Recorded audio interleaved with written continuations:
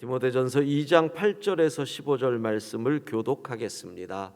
하나님의 말씀입니다. 그러므로 각 처에서 남자들이 분노와 다툼이 없이 거룩한 손을 들어 기도하기를 원하노라. 또 이와 같이 여자들도 단정하게 옷을 입으며 소박함과 정절로서 자기를 단장하고 따은 머리와 금이나 진주나 값진 옷으로 하지 말고 오직 선행으로 하기를 원하노라. 이것이 하나님을 경외한다 하는 자들에게 마땅한 것이니라. 여자는 일체 순종함으로 조용히 배우라. 여자가 가르치는 것과 남자를 주관하는 것을 허락하지 아니하노니 오직 조용할지니라. 이는 아담이 먼저 지음을 받고 하와가 그 후며 아담이 속은 것이 아니고 여자가 속아 죄에 빠졌음이라. 그러나 여자들이 만일 정숙함으로써 믿음과 사랑과 거룩함에 거하면 그의 해산함으로 구원을 얻으리라. 아멘. 내가 왜 디모데 전서를 택했을까를 고민하는 말씀이 우리 앞에 다 달았습니다. 하필이면 또 우리나라의 상황이 이 소위 말하는 페미니즘 논쟁으로 인해서 남녀의 갈등이 가장 심각해져 있는 뭐 이번에도 또 대선을 통해서 그런 게 막 표출이 됐잖아요. 그런 상황에서 이 본문 어떤 의미에서 여성 인권에 조금 민감한 분들이 교회에 나오는 것을 거부하는 이유가 되는 신약의 본문 중에 하나지요. 젊은 여자분들이 눈을 부릅뜨고 저를 보는 것 같은 그런 생각이 듭니다. 자, 그런데 먼저 오늘 본문에서 얘기하는 남성과 여성에 관한 부분들을 이야기하고 지금 상당히 충돌이 될 수 있는 본문을 말씀드리겠습니다. 먼저 사도는 남자들의 연약함을 그 성질 부리는 거에 있다 생각을 하는 거죠. 분노와 다툼이라는 표현으로 남자들을 이야기합니다. 분노와 다툼이 없이 손을 들어 기도하라. 사실 보면 남자들이 성질이 좀 안 좋죠. 화나면 소리 지르고 그리고 심지어는 뭐 이렇게 손찌검하는 사람들도 있고, 물론 간혹 여자에게 맞는 일들도 뉴스에 나오지만 일반적으로 그렇습니다. 왜 사도는 손을 들어 기도하라고 했을까요? 오늘 본문으로 풀어가면 이 손이 화낼 때, 분노했을 때 우리가 휘두르는 무기가 되기 때문에 그렇습니다. 그러니까 이 손을 너의 성질을 표현하는 데 쓰지 말고 기도하는 손이 되어라. 우리가 왜 손을 들고 기도하느냐라고 할 때 보통 잘 아는 이야기가 왜 손을 드느냐? 이 손을 든다는 것은 하나님에게 항복한다라는 그런 의미가 그 손듦에 있고요. 하나님, 완전히 제가 손들었습니다. 제 힘으로 할 수 없습니다. 이런 항복의 의미가 있고요. 또 손을 든다는 것은 하나님 참 힘듭니다. 내 손 잡아 일으켜 주옵소서. 이런 의미로 기도할 때 손을 드는데, 지금 사도는 너희가 기도할 때 분노하며 휘두르던 그 손을 거룩한 손으로, 기도하는 손으로 만들어라, 이렇게 얘기하는 거죠. 우리가 잘 아는 이 파블로프의 실험입니까? 그런 거 있잖아요. 이 작용과 반작용. 개에게 먹이를 줄 때마다 종을 딸랑딸랑 쳤더니 나중에는 종만 쳐도 개가 침을 흘리더라. 완전히 훈련을 하셔야 됩니다. 어떻게? 내가 화가 난다. 그럼 무조건 손 들고 기도한다. 화가 난다가 종이 되고 그러면 손 드는 것은 침 흘리는 것이 된다라는 의미죠. 그렇게 훈련을 하셔야 됩니다. 그러지 않으면 특별히 성질을 제어하지 못하는 분들은 그 성질로 인해서 결국은 손을 쓰는 손찌검을 하는 일까지 퍼지게 됩니다. 그러니까 그렇게 훈련하십시오. 짜증 난다, 이건 기도한다. 신경질 난다, 기도한다. 이렇게 훈련을 하셔야 합니다. 그러면서 사도는 여성들에게 있어서 연약함을 외모를 아름답게 꾸미는 부분으로 보고 있는 겁니다. 물론 요즘은 젊은 사람들도 남자들 보면 피부 관리하고 아름다움을 가꾸기 위해서 그래서 무슨 화장품 브랜드인가요? 꽃을 든 남자인가 그런 것도 본 것 같아요. 그와 같이 이 남성들도 외모를 꾸미는데 신경을 쓰지만 일반적인 얘기를 하는 겁니다. 일반적으로 남자들이 성질을 잘 내고 일반적으로 여성들이 자신을 아름답게 꾸미려고 하는데 그 아름답게 꾸미는 것은 하나님이 보실 때는 선행으로 자신을 꾸미는 것, 단장하는 것을 더 아름답게 보실 것이다. 옛날에 우리가 흔히 말하는 이 현숙함, 현모, 양처 이런 의미의 표현일 수도 있겠지요. 이 부분은 제가 한 제 경험 속에서 깨달음을 나눔으로 얘기를 하고 남녀의 문제 더 나가서 여자는 이렇게 하라는 부분을 이야기하겠습니다. 1997년 제가 미국에서 공부를 할 때 8월 31일입니다. 그때 전 서구 사회가 큰 슬픔에 빠지는 한 여인의 죽음이 있었습니다. 영국의 왕세자 빈이었던 다이애나 스펜서가 교통사고로 죽었습니다. 파리에서 교통사고로 죽고 저는 참 놀랐습니다. 그러니까 저는 그렇게 슬퍼할 일이야 이랬는데 서구 사람들은 완전히 슬픔에 미국 사람들 특별히 패닉같이 빠지더라고요. 그런데 그 다이애나의 장례식이 9월 6일이었는데 9월 5일에 한 늙은 할머니가 장례식 전날 세상을 떠납니다. 허리도 굽었고 한쪽 눈도 보이지 않았던 정말 꼬부랑 할머니 87의 나이로 세상을 떠납니다. 인도 캘커타에서 평생 가난한 자, 버림받은 자, 아이들, 장애인들 돌보다가 마더 테레사. TV 뉴스에서 정말 화려한 혼자 불행했을 수 있지만 최고의 셀럽으로 살았던 정말 아름다운 37살이었으니 젊은 여인과 꼬부랑 할머니 거의 두 여인의 모습이 비교가 되는데 그때 제가 이런 생각을 했습니다.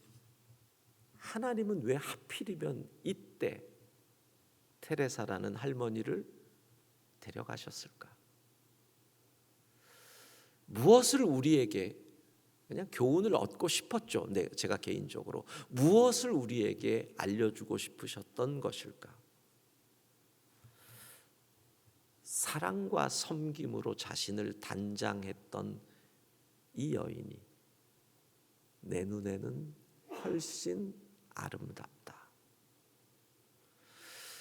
하나님은 그것을 우리에게 말씀하고 싶으셔서 굳이 9월 5일 다이애나 스펜서의 장례식 전날 테레사라는 평생을 섬김으로 살았던 이 여인을 부르신 게 아닐까.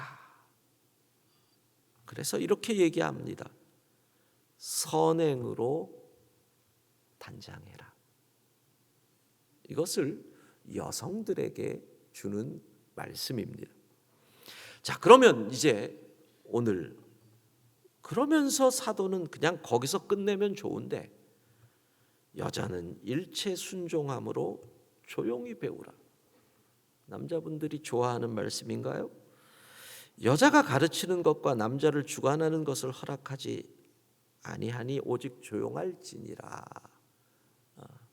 이런 몇 군데 바울서신에 나오는 말씀 때문에 보수교단들은 아직도 여자들에게 안수를 하지 않고 있죠. 말씀에 의거해서 여자는 가르칠 수 없다. 여자 장로, 여자 목사 말이 안 된다. 이러고 있습니다. 우리는 이 본문을 어떻게 해석을 해야 합니까?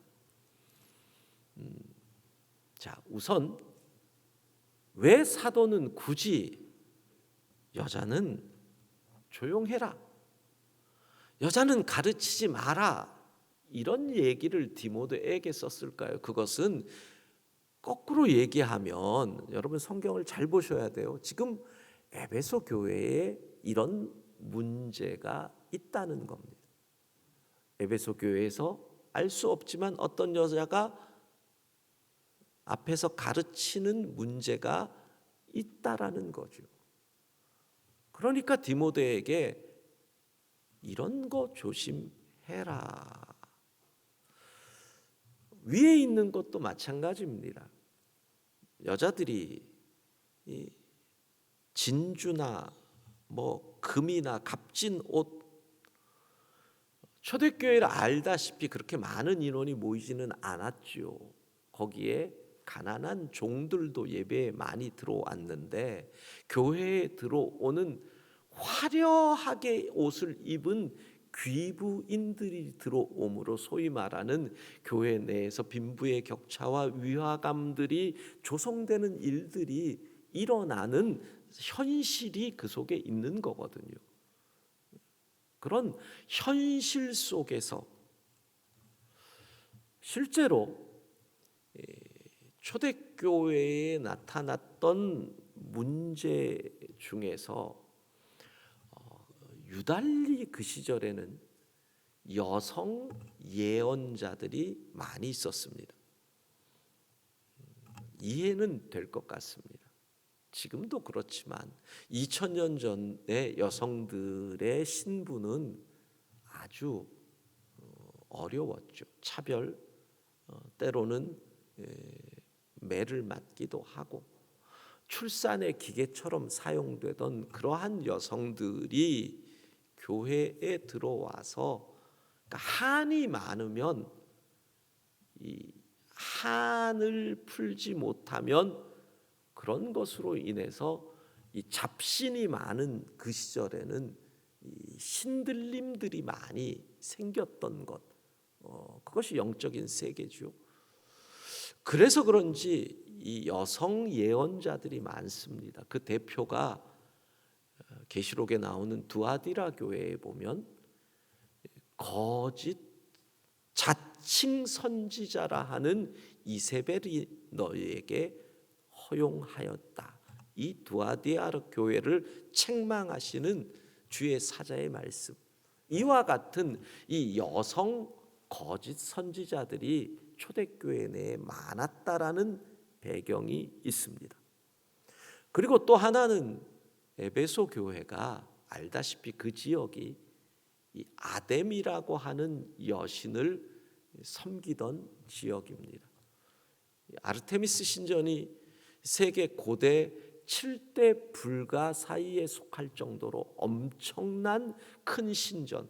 그래서 다른 지역보다도 여성들의 주도권이 센 지역이라는 특징, 그곳에서 디모데가 일을 하고 있었고, 여성으로 인한 이 교회의 문제가 생긴 배경이 이 속에 강하게 담겨 있습니다. 자, 성경을 해석할 때 아주 중요한 원칙 하나를 말씀드립니다. 언제나 그랬죠. 성경은 성경으로 푼다. 그런데 이 성경의 가르침과 저 성경의 가르침이 충돌할 때, 그럴 때 우리는 어떤 가르침을 따라야 하느냐?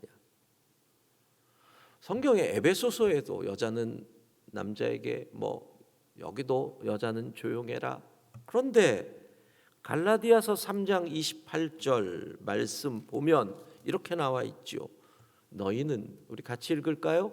너희는 유대인이나 헬라인이나 종이나 자유인이나 남자나 여자나 다 그리스도 예수 안에서 하나이니라. 교회가 이미 차별이 없다. 출신으로, 혈통으로 인한 차별이 없다. 성별로 인한 차별이 없다. 신분으로 인한 차별이 없다고 말씀을 해놓고 이쪽에서는 여자는 조용하라. 여자는 가르치지 마라. 꽝. 그럴 때는 원리와 적용을 분리해서 봐야 합니다. 이게 성경 해석의 또 하나의 원칙입니다. 원리는 뭡니까? 그리스도 안에서 차별이 없다. 그러면 에베소라고 하는 지역과 2000년 전이라고 하는 그 시대적 상황, 시대와 지역적 상황 속에서의 적용이죠. 해석이죠. 그럴 때는, 부딪힐 때는 원리를 따라가는데, 아직 이 세상이 그 원리를 따라가지 못할 때는 적용을, 그 문화가 아직 받아들이지 못할 때는 그 적용을 지혜롭게 한다는 겁니다. 그러니까 아직 여성의 인권이나 그런 것들이 부족하던 조선 말기에 들어온 한국 교회가 여성의 안수나 이러한 부분들이 시행이 되는데, 교회 내에 여성 리더십이 세워지는데 그렇게 오래 걸리는 이유가 이런 이유 때문인 겁니다. 기억하십시오. 두 말씀이 부딪힐 때는 이게 적용이냐, 이게 원칙이냐를 분별하고, 적용은 원칙을 벗어날 수 없다. 이걸 생각하셔야 합니다. 자, 그러면서 사도는 뭐라고 얘기하느냐면 두 가지를 얘기하며 이걸 말씀합니다. 아담이 먼저 만들어졌다. 아담의 선제.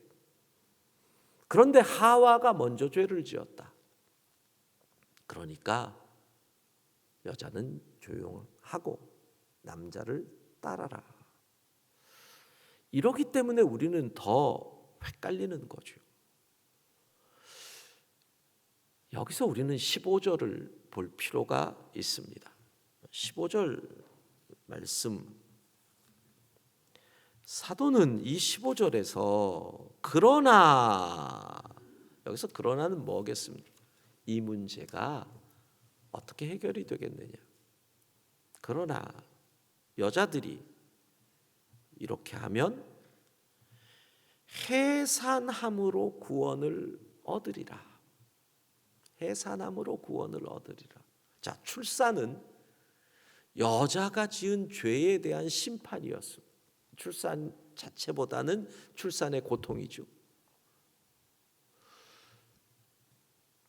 에베소에 있었던 이단 가운데 하나는 그러니까 다른 신을 섬겼던 쪽에는 여성들이 결혼을 거부하고 그리고 결혼을 한 여성들이 출산을 거부하는 그러한 이단들도 있었습니다. 그러한 것에 대한 부분을 얘기했다라는 해석도 있는데 저는 이렇게 해석을 합니다. 그래, 너희가 죄를 지었으니까 심판을 받아야지. 출산해, 해산을 해. 그러면 심판을 받았으니 된 거지. 그러면서 이 출산의 역사가 계속되는 가운데 누가 여자의 몸에서 태어납니까? 하나님의 아들이 여자의 몸에서. 남자와 관계없이 하나님의 아들이 여자의 몸에서 태어납니다. 왜 하필이면 구원을 얻으리라, 구원이라는 표현을 썼겠습니까? 이렇게 여자의 이를 가로막았던 죄의 문제, 그 여자의 몸에서 하나님의 아들이 태어나심으로 그분 안에서 이런 모든 차별은 해결된 것이다. 구원을 이루었다. 이렇게 말씀하시는 거죠. 사랑하는 성도 여러분, 오늘 성경은 우리에게 세 가지를 얘기합니다. 자, 남자들 성질 내지 마. 성질 낼 것 같으면 손 들고 기도해. 성질을 항복해, 하나님 앞에. 여자들 아름답게 꾸미는 거 좋지만 선행으로 단장하는 것이 가장 아름다워. 그런데 중요한 것은 뭐다? 질서다. 그래서 순서로 설명을 하잖아요. 아담이 먼저, 하와가 먼저 죄, 순서.